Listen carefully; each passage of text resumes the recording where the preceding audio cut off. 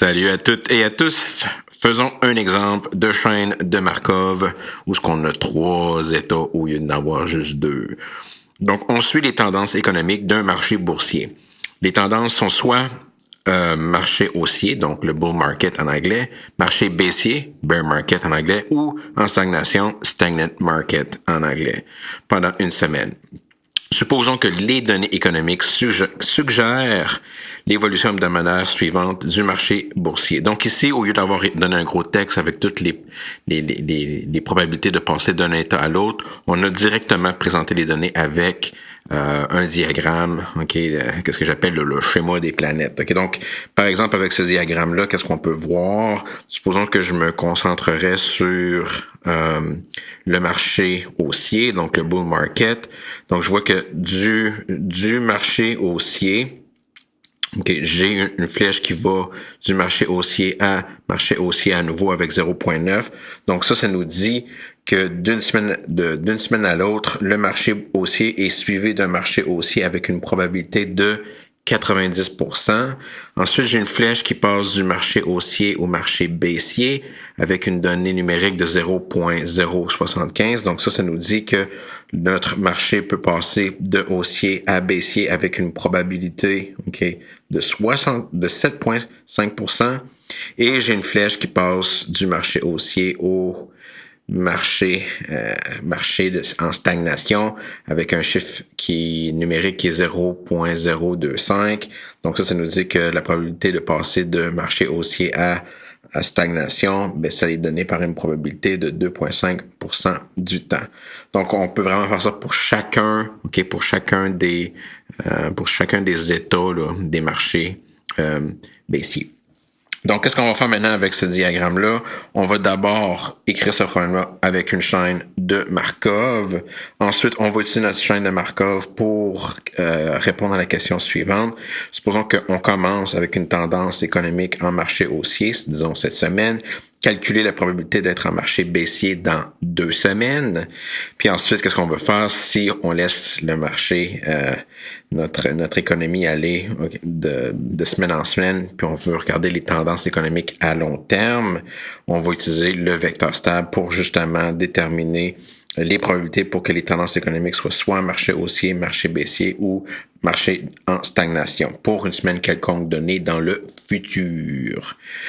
Donc, les solutions, c'est toujours la même chose. On commence avec des variables. Donc, on a des probabilités d'être soit en marché haussier, marché baissier ou en marché en stagnation d'une semaine à l'autre. Donc, ici, j'ai appelé HK la probabilité d'avoir un marché haussier dans K semaine. Donc, on est en semaine ici. BK, la probabilité d'avoir un marché baissier dans K semaine, puis SK, la probabilité d'avoir un marché en stagnation dans K semaine. Donc, on étiquette toujours prudemment. Donc, on fait attention là. We are careful. Nos variables. Donc, si j'ai utilisé H pour haussier, B pour baissier, S pour stagnation, mais ces probabilités-là changent en fonction du temps. Ici, le temps étant les semaines. Donc, c'est pour ça que j'ai HK, SK, BK et SK, où ce que le K, c'est l'index là, pour une semaine à l'autre. Donc, la chaîne de Markov, donc là, la partie la plus importante, c'est de trouver les équations linéaires. Souvent, j'écris les équations de récurrence. Donc, c'est quoi les probabilités de passer qui va vraiment nous donner une manière de calculer c'est quoi les probabilités de devenir un marché haussier, de devenir un marché baissier ou de devenir un marché de stagnation. Donc, la manière que moi je le fais, donc si je veux calculer qu'est-ce qui s'en vient, dans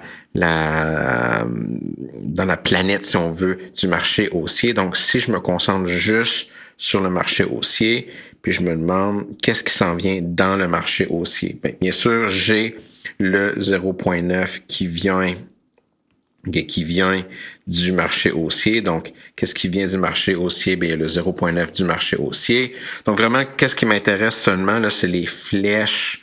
Donc, c'est les flèches qui rentrent dedans. Donc, j'ai ma première flèche qui vient du marché haussier à 0.9, puis l'ordre est important. Du marché baissier, j'ai mon 0.15, puis du marché en stagnation, j'ai ma flèche qui vient avec un chiffre de 0.25. Donc, c'est pour ça que ma première équation, HK plus 1, la probabilité que je tombe en marché haussier la semaine prochaine, mais j'ai 90% de venir de marché haussier, plus le 15% qui vient du marché baissier, plus le 25% qui vient du marché en stagnation. Puis ensuite, je refais le même processus, mais pour la prochaine planète. Donc, dans mon cas ici, ma prochaine planète, c'est le marché baissier. Donc, j'identifie mon marché baissier, puis je regarde toutes les flèches qui viennent dans le marché baissier. Je garde l'ordre. Donc, en premier, je regarde la flèche qui vient du marché haussier. Donc, j'ai le point 0,75 du marché haussier. J'ai le point 8 qui vient de lui-même, donc du marché baissier, et j'ai le 0,25 qui vient du marché en stagnation. Donc, c'est pour ça que la deuxième équation, BK plus 1, c'est 0,075 HK plus 0,8 BK plus 0,25 SK. Même chose pour la dernière état, donc être en marché en stagnation. Donc, l'ordre est important ici. Donc, je commence toujours avec le marché haussier. Donc, j'ai une flèche qui est du marché haussier avec une probabilité de 2,5%. J'ai aussi une flèche qui vient du marché baissier avec une probabilité de 5%. Et j'ai la flèche qui reste, si on veut, du marché en stagnation avec une probabilité de 50%. Donc, la dernière équation, SK plus 1, mais c'est le 0,025 de HK plus le 0,05 de BK plus le 0,5 de SK. Donc, ça, c'est la partie la plus difficile, puis toujours prendre son temps. Je crois que le diagramme des planètes, c'est la meilleure manière d'organiser l'information. Faites ce que vous voulez, mais assurez-vous que les équations soient bien construites. C'est la partie la plus difficile. Une fois que tu as ta chaîne de Markov avec son système d'équations linéaires ou ses équations de récurrence. La prochaine étape, c'est juste de réécrire ce système-là sous forme matricielle. Donc, si mon premier vecteur, c'est toujours mes états à l'étape suivante. Donc, j'ai HK plus 1, BK plus 1, VK plus 1 dans un vecteur 3 par 1. Donc, c'est une matrice colonne 3 par 1.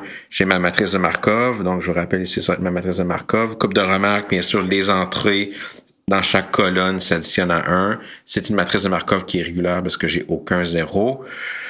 Donc, cette portion-là, c'est la matrice de Markov. Dans ce cas ici, régulière. Donc, fois le XK, donc les états actuels, donc HK, BK et SK. Donc, tout se met à les écrire. Donc, ce premier vecteur-là, c'est XK plus 1. J'ai mon M, puis le dernier vecteur, c'est XK. Puis ici, puisque je sais que actuellement, dans notre énoncé, on dit que le marché est en marché haussier, donc on a 100% des chances qu'on est en marché haussier. Donc, notre condition initiale, puis ça, c'est typique des questions où ça deal avec les probabilités. Si je dis que cette semaine, on est en marché haussier, et la probabilité d'être en marché haussier, bien, c'est 100%, puis on n'est pas en marché baissier, puis on n'est pas en marché stagnateur. Donc, c'est pour ça que dans ma condition initiale, j'ai un 1 pour mon marché haussier, pas en marché baissier, donc j'ai un 0, pas en marché en stagnation, donc j'ai un 0. Donc, typiquement, les conditions initiales vont soit être 1, 0, 0, 0, 1, 0 ou 0, 0, 1, dépendamment quel état que tu es en ce moment. Là, maintenant, si on veut calculer qu'est-ce qui va se passer dans 2 semaines, c'est juste des produits matriciels. Donc, si je vais vous laisser faire ça en exercice, mais si vous calculez x1 qui est m fois x0, lorsque vous multipliez x0 par la matrice m, vous pouvez vérifier. C'est pas un calcul trop difficile à cause que j'ai un 1, 0, 0 qui va juste aller chercher la première colonne. Ça va vous donner 0.9, 0.075 puis 0.25. Puis ensuite, si vous calculez x2, bien, vous prenez le nouveau vecteur que vous venez de fraîchement calculer fois m, puis vérifiez par vous-même là, lorsque vous allez multiplier le vecteur 0.9, 0.075 puis 0.025 par m, ça va vous donner 0.8275, 0.13, 37,5 puis 0.3875. Puis on nous demandait de déterminer la probabilité d'être en marché baissier dans 2 semaines. Donc, il faut se souvenir que le chiffre qui nous intéresse, ça va être le deuxième chiffre. Donc, si on a 0.13, 3,75, mais la probabilité qu'on soit en marché baissier dans 2 semaines, si actuellement on est en marché haussier, c'est 13,375% de chance qu'on soit en marché baissier. Là, maintenant, le gros travail, étudions les distributions à long terme. Donc, pour ça, on a besoin du vecteur stable. Donc, pour calculer le vecteur stable, on construit la matrice augmentée M moins I3. Donc, si on prend M puis on fait moins 1 le long de la diagonale, on va obtenir la matrice moins 0.10, 0.15, 0.25 pour la première ligne. 0.075, moins 0.2, 0.25 pour la deuxième ligne, puis 0.025, 0.05 et moins 0.5 pour la troisième ligne. C'est augmenté par 0. Donc, j'ai ma matrice augmentée. Ensuite, j'applique Gauss-Jordan. Bien sûr, moi, je vous donne juste le résultat. Il y a plusieurs manières de le faire. Moi, je multiplierais la première ligne probablement par 10. J'aurais déjà un 1, puis je ferais mes opérations à la calculatrice. Mais si vous faites si vous mettrez votre matrice pratiquez-vous, mettez cette matrice-là sous forme échelonnée réduite. Donc, puis je vous rappelle, dans le fond, toujours faire la première super élimination. Donc, juste un petit recall, là, donc même pour les matrices, surtout pour les matrices 3 par 3, là, la première opération que je ferais, ça serait, donc la première chose qu'on fait, c'est ligne 3 devient ligne 3 plus ligne 1 plus ligne 2. Ça va toujours créer une belle ligne de 0, okay, à la dernière ligne. Puis ensuite, bien sûr, continuer pour la mettre sous forme échelonnée réduite. Donc, c'est une fois que vous allez avoir votre matrice échelonnée réduite, supposons qu'on appelle la première colonne H pour haussier, deuxième B pour baissier et S pour la dernière colonne pour en stagnation, ben la variable libre, c'est S. Donc, c'est un peu mélangeant ici parce qu'on souvent utilise S comme variable libre. Puis, vous pouvez calculer, bien sûr, que B va être donc, si S est égal à T, B va être égal à 5T, puis H va être égal à 10T. Donc, vous avez votre solution générale qui est toujours une infinité de solutions. Donc, c'est comme avant, il n'y a rien qui a changé. À partir de maintenant, on utilise les bons vieux outils. Sauf que la grosse différence, c'est que le vecteur stable, lui, on veut s'assurer que les entrées s'additionnent à 1. Donc, on veut que 10T plus 5T plus T est égal à 1. Puis, bien sûr, 10T plus 5T plus T est égal à 1, c'est équivalent à 16t est égal à 1, donc quand tu divises par 16 de chaque côté, notre t est égal à 16. Donc, les ratios sont quoi? Ben, j'ai 10 16e, 5 16e, puis 1 16e. Donc, ces chiffres-là vont être quoi? Qu'est-ce qu'ils vont nous représenter? C'est à long terme, si on étudie cette économie-là, puis on se demande, si on prend une semaine, là, il y a bien loin dans le futur, c'est quoi les chances que cette semaine-là, mon marché soit en marché haussier? Ben, ça va être, si je regarde la première entrée, donc, je vais avoir que pour être la probabilité que notre marché soit en marché haussier, ben ça va être 62,5% du temps. En marché baissier, je vais regarder bien sûr la deuxième quantité. Donc, j'ai 31,25% de chance d'être en marché baissier. Puis le dernier chiffre du vecteur stable, c'est 0,0625. Donc, j'ai 6,25 chances d'être en marché en stagnation. Une autre manière d'interpréter le vecteur stable aussi, c'est, supposons que tu te demandes, supposons que tu laisses aller ton économie pendant longtemps, puis tu t'intéresses à, disons, sur 50 semaines, donc dans une année, il va y avoir combien de semaines que tu t'attends qu'à ton marché soit en marché haussier, ben tu vas juste faire 50 semaines fois 0,625, puis tu vas avoir le nombre de semaines où que tu t'attends que ton marché soit en marché haussier, puis etc. Donc, ça représente aussi la distribution là, à long terme là, de combien de semaines je vais être en marché haussier, en marché baissier et en marché en stagnation. Donc, beaucoup d'informations. Vecteur stable, là, c'est fort. Anyways, pour cet exemple-là, that's it, that's all. Bye bye là.